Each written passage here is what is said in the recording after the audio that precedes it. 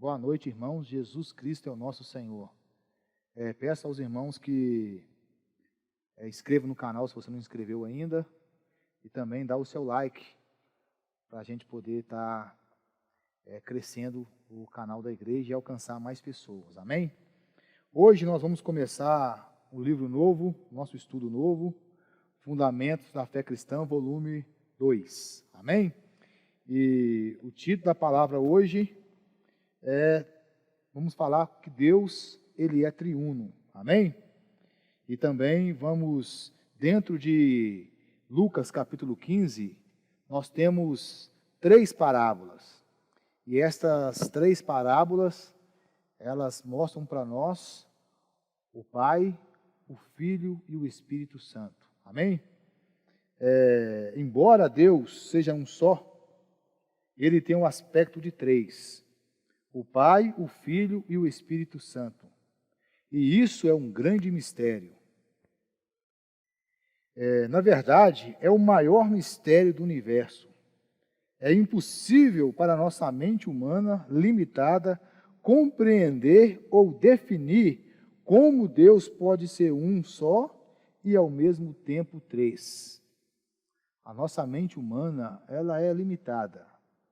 Nós precisamos entender como Deus, porque Deus ele apresenta para nós como 3. Usamos a palavra triuno para descrevê-lo. A palavra triuno, então, ela é 3 em 1. Deus é 3, mas Ele é 1. Esse é o mistério. E não existe 3 deuses diferentes. É um único Deus. Deus Pai, Deus Filho e Deus Espírito Santo.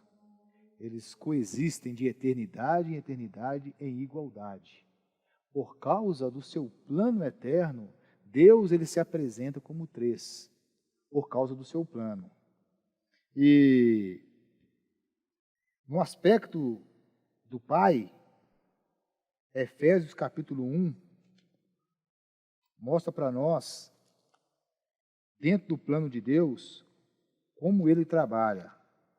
Efésios capítulo 1, versículo 3, fala assim: Bendito o Deus e Pai de nosso Senhor Jesus Cristo, que nos tem abençoado com toda sorte de bênção espiritual nas regiões celestiais em Cristo, assim como nos escolheu nele antes da fundação do mundo, para sermos santos e irrepreensíveis perante Ele. E em amor nos predestinou para Ele, para a filiação, por meio de Jesus Cristo, segundo o beneplácito de sua vontade. Então, nesses versículos de 3 a 6, nós vemos o aspecto do Pai, nos escolhendo e nos predestinando. A partir do versículo 7, nós vemos então a obra do Filho. Diz assim, para louvor da glória de sua graça, que Ele nos concedeu gratuitamente no amado.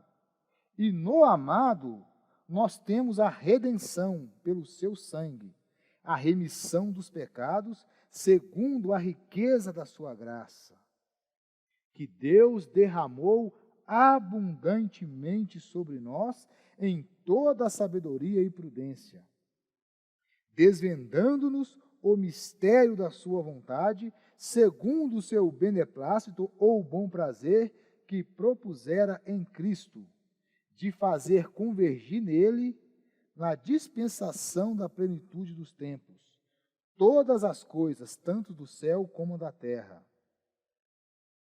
Aqui, então, fala da obra do Filho.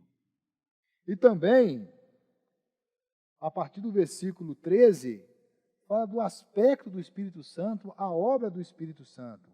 Fala assim, em quem também vós, depois que ouviste as palavras da verdade, o evangelho da vossa salvação, tendo nele também crido, foste selado com o Santo Espírito da promessa, o qual é o penhor da nossa herança, até ao resgate da sua propriedade, em louvor da sua glória.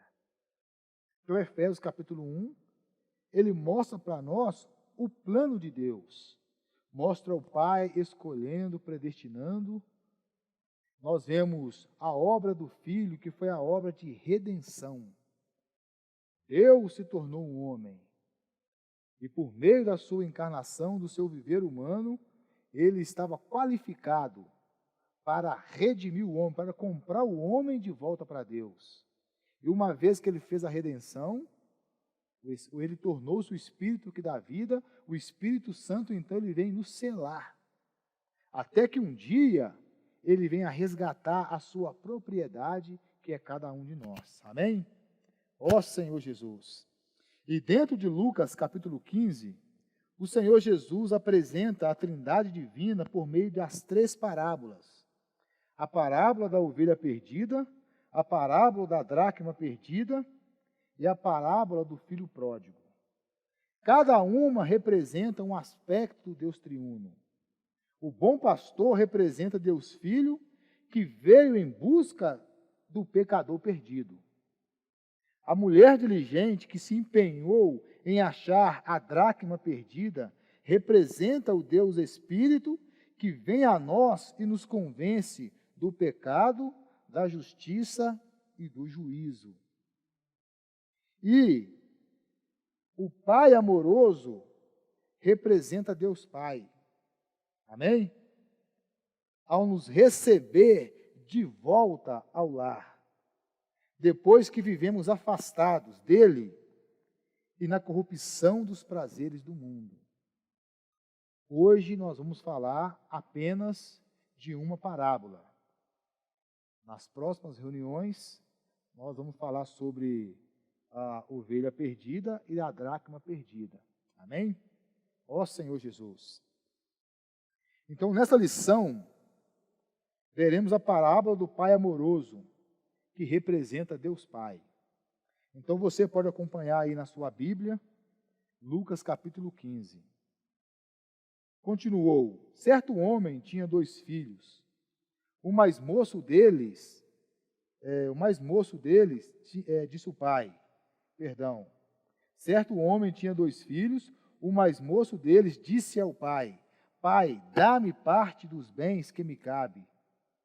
E ele lhes repartiu os haveres.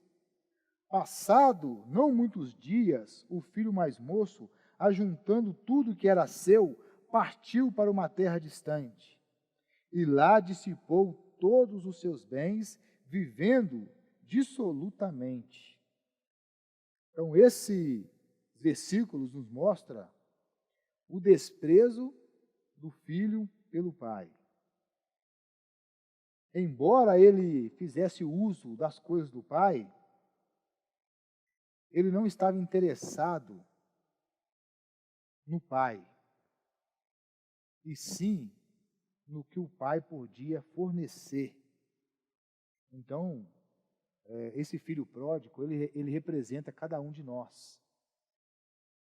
Nós perdemos Deus como a nossa herança, como a nossa possessão, quando Adão caiu no jardim do Éden. Toda a raça humana perdeu Deus. Todos deixaram Deus como a sua casa. Todos nós estamos perdidos nesse mundo, correndo atrás dos prazeres. E hoje ainda não é diferente. As pessoas, de forma geral, elas não se preocupam com Deus e nem com seu plano. Na verdade, muitas delas nem sabem que Deus tem um plano. Mas vivem a vida na terra usufruindo daquilo que Deus fornece. Deus, ele faz nascer o sol, a chuva, ela desce para os justos e para os injustos. O ar que nós respiramos é a bondade de Deus. A chuva que cai, que rega os campos, que faz a terra produzir o alimento, é obra de Deus. Mas o homem vive totalmente desinteressado de Deus, longe de Deus. E, continuando a parábola, fala assim: depois de ter consumido tudo, sobreveio àquele país uma grande fome, e ele começou a passar necessidade. Essa, irmãos, é a nossa história. Deus, ele criou o homem com necessidades. Necessidades de alegria, satisfação, descanso. Deus criou a necessidade no ser humano. Para quê?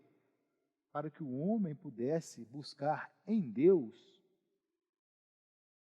o suprimento para as suas necessidades. Então, esse filho pródigo, que representa cada um de nós, representa também as pessoas que ainda estão no mundo, representa também aqueles que deixaram a vida da igreja. Chega um momento que os recursos desse mundo terminam. E a necessidade, ela se torna, então, muito forte na vida da pessoa. E, por causa da necessidade, ele se agregou aos cidadãos daquela terra, e este o mandou para os seus campos a guardar os porcos. Isso é terrível. Ali desejava ele fartar-se das alfarrobas que os porcos comiam, mas ninguém lhe dava nada. A vida, irmãos, a vida humana é mágoa e dor. A vida humana é um sofrimento. Alguns falam assim: eu vou casar para eu me tornar uma pessoa mais completa, para eu ter sossego, para eu ter descanso, para eu ter prazer, ter alegria. Mas aqueles que estão casados, sabem que, na maioria das vezes, nós temos mais sofrimento do que descanso, do que desfrute.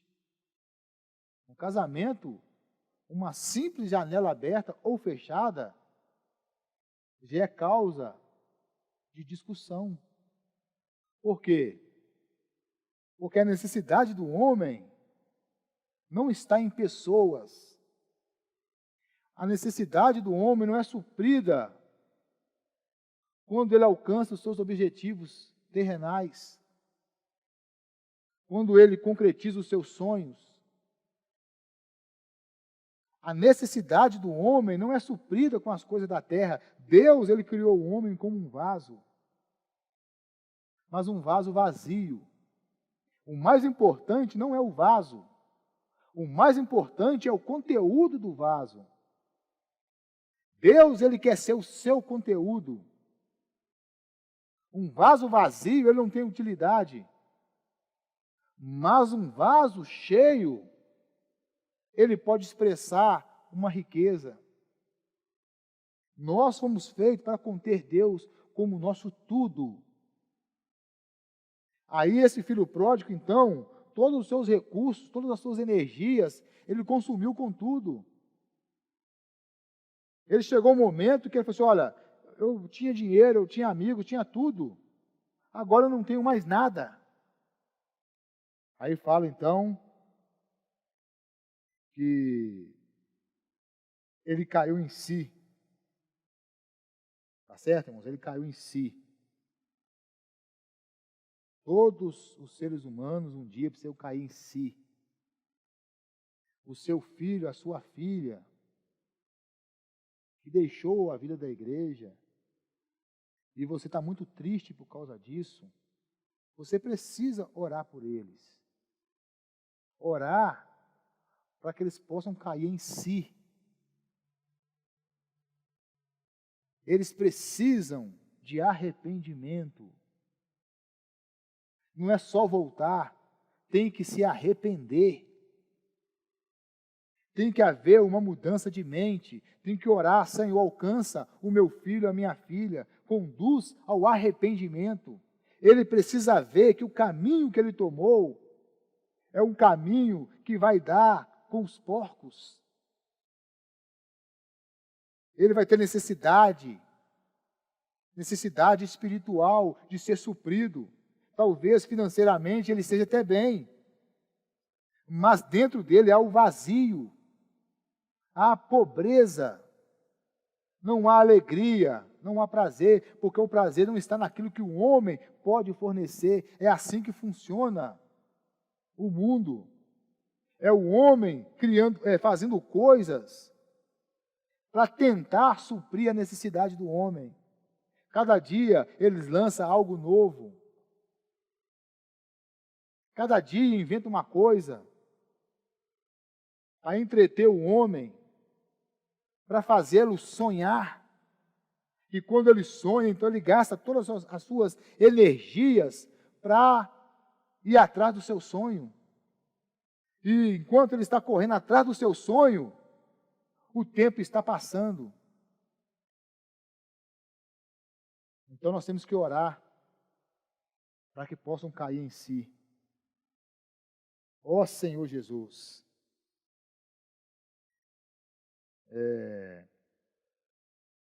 Cuidar dos porcos era uma situação bastante humilhante para aquele jovem, não apenas pelo serviço em si, mas visto que porco era considerado um animal imundo pelos judeus, do qual não podia comer. Isso mostrava quão distante o jovem estava de seu pai e da cultura da sua família.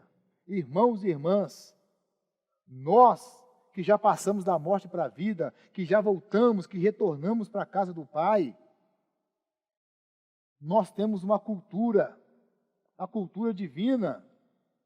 Mas quem se afasta da cultura divina, que afasta da casa do Pai, o resultado é estar com os porcos. É se envolver com o pecado, é se envolver com o mundo. Que o Senhor tenha misericórdia de nós, que possamos orar por aqueles que estão distantes. Toda a humanidade está distante. Talvez você, irmão, você, irmã, de uma maneira judicial,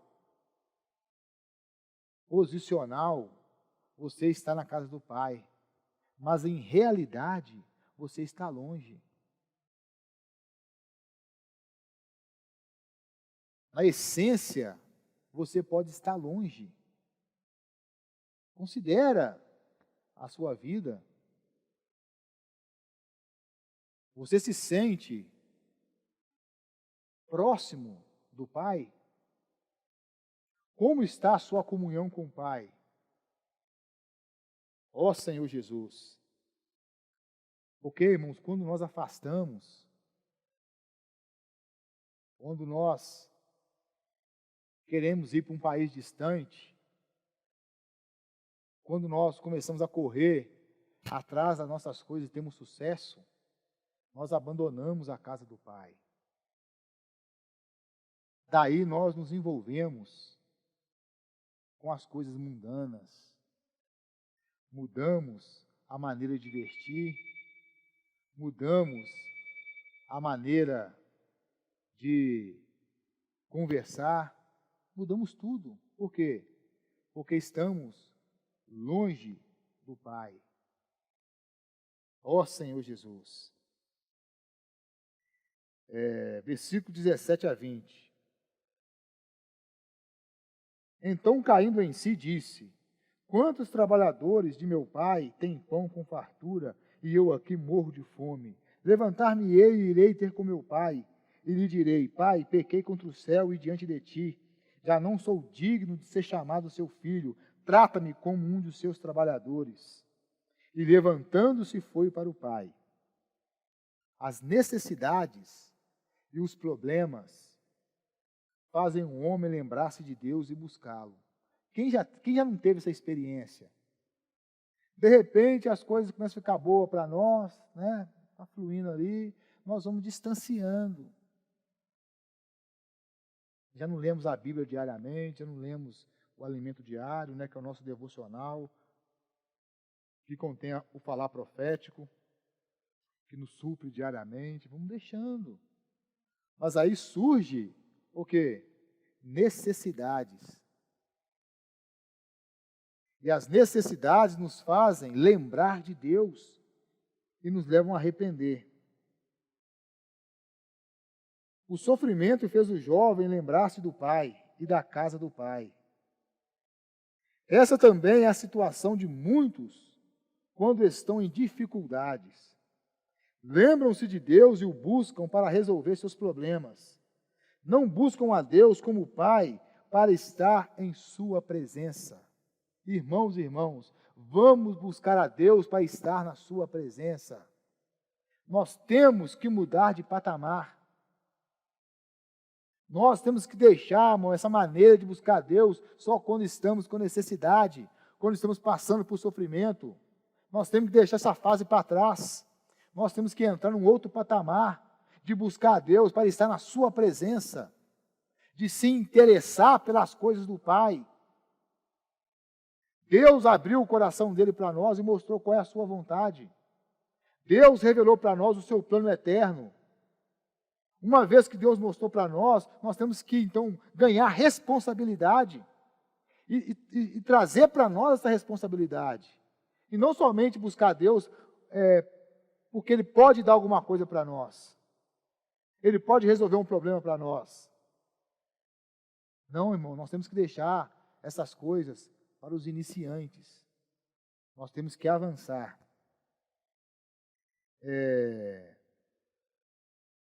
Todos os pais devem concordar que quando os filhos procuram apenas quando estão em dificuldades, essa não é a situação ideal.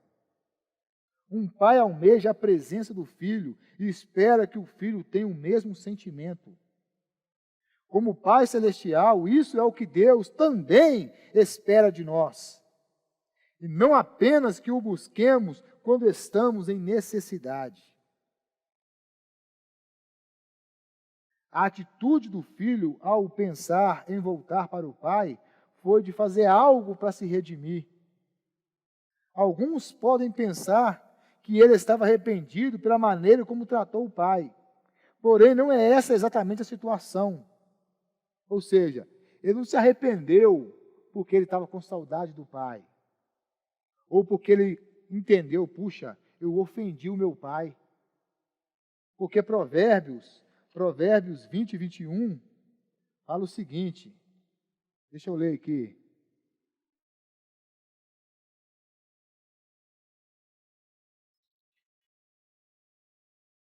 E 21.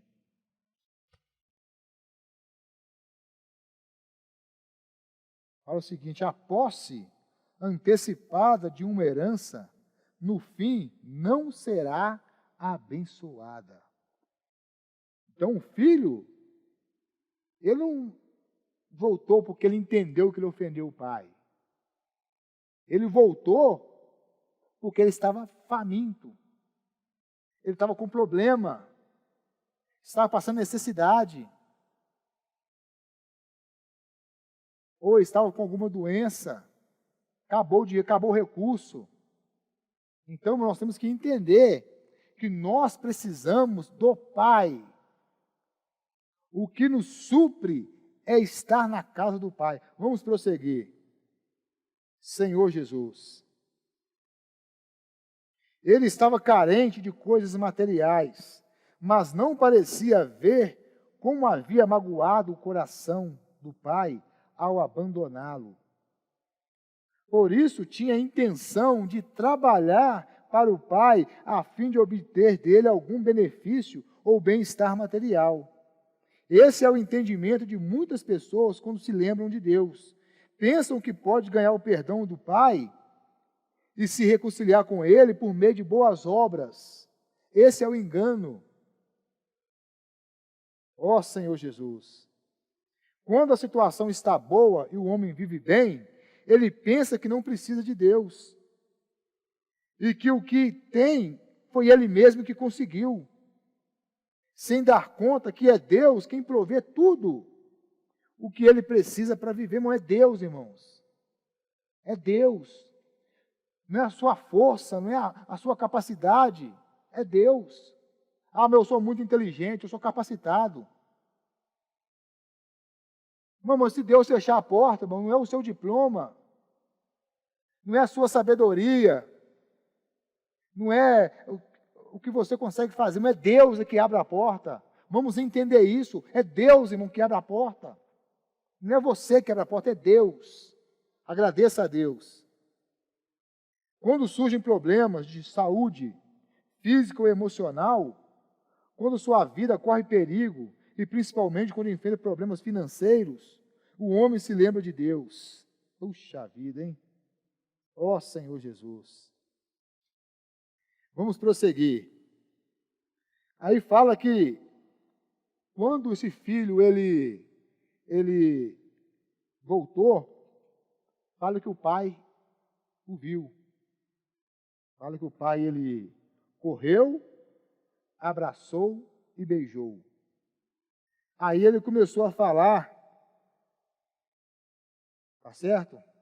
Ele começou a falar então o que ele tinha planejado.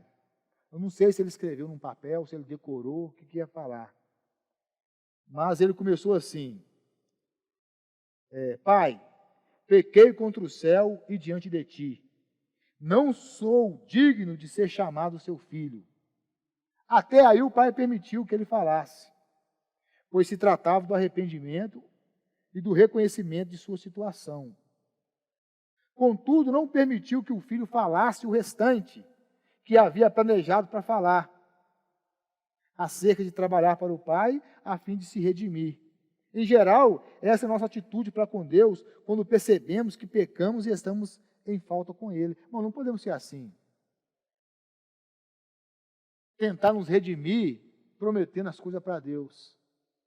Não, eu fiz isso, agora eu tenho que fazer isso para recompensar. Não, irmãos. Não é as obras humanas que vai redimir você. Não é o que você pode fazer. Não é o que você pode prometer. A nossa justiça é como trapo de imundícia. Por isso que fala aqui, o que o pai fez? Trazei, versículo 22 e 23. Trazei depressa a melhor roupa. Por quê? Porque as nossas vestes representam a nossa justiça. E a nossa justiça é como trapo. O pai não permitiu que ele falasse o restante. Porque o pai mandou trazer roupa, mostrando que Cristo, ele se tornou da parte de Deus justiça, sabedoria e santidade. Então quem nos justifica, irmãos, é Cristo. É Deus que nos justifica. Então quando nós nos encontrarmos nessa situação, nós não temos que ficar rodeando. Nós temos que confessar o nosso pecado. O Senhor, então, Ele nos justifica. Depois fala assim: ponde um anel no dedo e sandália nos pés. Trazei também e matai o novilho cevado. A palavra, porém, no versículo 22, indica o contraste entre o que o filho planejou fazer e o que o pai permitiu que ele fizesse. O filho pensava em recompensar o pai por aceitá-lo de volta e assim merecer esse acolhimento, ainda que como empregado. O pai, porém, não deixou que ele se justificasse, antes acolheu-o como filho. 3 itens aqui indicam que o pai não aceitou o filho como empregado, e sim como filho. Então, Deus te trata como filho. A roupa, o anel e as sandálias. A roupa era a melhor roupa, e não os trapos que o filho usava ao voltar para casa. É assim, irmão. Quando alguém se afasta, quando ele volta, a sua justiça é um trapo. Deus não quer que você use trapo. Deus tem uma nova roupa para você. Roupa na Bíblia simboliza nossos atos de justiça. Apocalipse 19:8. O máximo que conseguimos fazer para ser justificado diante de Deus são trapos de imundícia. Isaías 64:6. Porém, quando cremos no Senhor Jesus, Ele mesmo se torna a nossa justiça. 1 Coríntios 1:30. O anel, naquela época, continha o brasão da família e era usado como selo para documentos importantes. Efésios 1:13 diz que depois que ouvimos a palavra da verdade, o evangelho da salvação, cremos e fomos selados com o Santo Espírito da promessa. Portanto, o anel aqui simboliza o Espírito que recebemos no nosso espírito e nos sela, confirmando que pertencemos a Deus. E as sandálias calçam nossos pés e nos separam das coisas terrenais. Isso simboliza a eficácia da salvação de Deus, que nos santifica e nos separa do mundo e da poeira do mundo que nos suja e nos contamina, criando barreira em nossa comunhão com Deus. Ó Senhor Jesus! O Filho nada fez por merecer o que o Pai lhe estava proporcionando. Tudo foi fruto do amor do Pai. Além do mais, o Pai não lhe deu um sermão falando que estava triste ou magoado. Não, irmãos. O Pai tratou ele como filho, porque Deus é amor. Essa é a maravilhosa graça de Deus. Às vezes nós nos achamos tentando fazer alguma coisa para Deus. Irmão, Deus não precisa. Tudo que o homem consegue fazer por si mesmo está contaminado com a natureza maligna de Satanás. Então Deus não aceita. Por isso que Cristo se tornou a nossa justiça. Não é nós que fazemos, é Cristo fazendo por meio de nós. Só existe uma pessoa no universo que pode agradar a Deus, essa pessoa é Cristo. Portanto, irmãos, tome Cristo como o seu tudo, assim podemos agradar a Deus. Para finalizar, a morte do novilho cevado representa a morte do Senhor Jesus por nós na cruz. Por isso, João 3,16 lemos, porque Deus amou o mundo de tal maneira. Irmão, Deus amou você de tal maneira que deu o seu Filho unigênito para que todo aquele que nele crê não pereça, mas tenha a vida eterna. Esse ato foi a expressão máxima do amor, da misericórdia e da graça de Deus por nós. Em Efésios, Paulo afirma que a misericórdia e a graça de Deus são resultado de seu amor por nós. Deus sendo rico em misericórdia. Repete aí na sua casa, aí, irmãos. Deus é rico em misericórdia. Por causa do grande amor com que nos amou. Repete aí, irmãos. Deus, Ele te amou. Foi com grande amor. Mas você e eu estávamos mortos em nossos delitos. Ele nos deu vida juntamente com Cristo.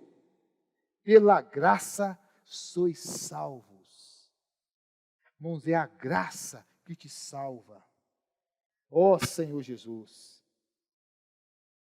Depois de dar ordem aos seus empregados, o Pai falou a todos: comamos e regozijemo-nos, porque este meu filho estava morto e reviveu, estava perdido e foi achado. E começaram a regozijar-se. Irmãos, essa é a nossa experiência. Quando nós caímos, não podemos ficar caídos. O Pai, Ele ainda está nos esperando. Ele quer, irmão, nos vestir com a melhor roupa. Ele quer nos selar com o Espírito e ainda Ele vai matar um novilho para fazer uma festa para nós. Todas as vezes que nós nos voltamos ao Senhor, confessamos os nossos pecados, nos aproximamos de Deus, então no nosso interior nós desfrutamos desse novilho. Irmão, não fique afastado de Deus, volte agora para Ele. Olhe agora, confesse os seus pecados, se reconcilia com Deus, que você vai experimentar o desfrute de estar na casa do Pai, de estar reconciliado com o Pai. Ó Senhor Jesus, isso, irmãos, é motivo de grande alegria para Deus, para os anjos e para nós. Então, irmãos, nós precisamos valorizar a casa do Pai e ter Deus como a nossa herança, como a nossa porção, como a nossa alegria. Vamos, irmãos, renovar o nosso desfrute de Cristo. Cristo é tudo para nós. Amém? Jesus é o Senhor e vamos avançar. Amém.